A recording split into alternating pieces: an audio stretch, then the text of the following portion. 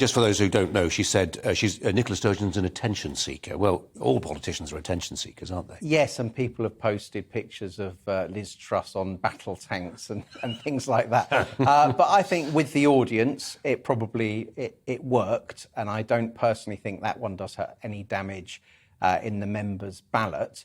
But I do think if you're in Liz Truss's camp, you might be saying to her now, look, don't take any risks. You're well ahead. Yeah. The ballots have landed on Monday and Tuesday. Probably 2/3 of members will fill it in and post it off by Friday. You're into that stage where you're carrying the precious Ming vase across the crowded room. You don't need to do any kind of pirouettes and flash stuff.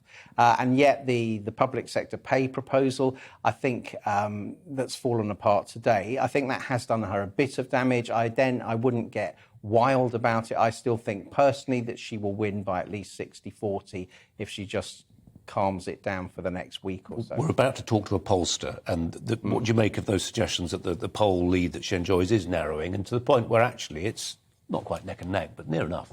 No, I disagree with that. And the poll that I think the Times covered this morning, is very hard to get to the bottom of that, of how they've constructed their sample. Some of the subheading results just are very puzzling. I personally don't place that much stock in that poll. And the grassroots Tories that I speak to, quite a few of them around the country, they're still very strongly of the opinion that Liz Truss is much further ahead than that. Patrick, while we've got you, one final thought. Are you enjoying the ventilation of Conservative ideas, particularly around tax? There's a way of looking at this whole process that sees it as self-defeating and actually providing lots of ammo for the opposition in a future general election. But is there another more positive way of looking at it, which is actually Conservatism is looking at itself hard in the mirror?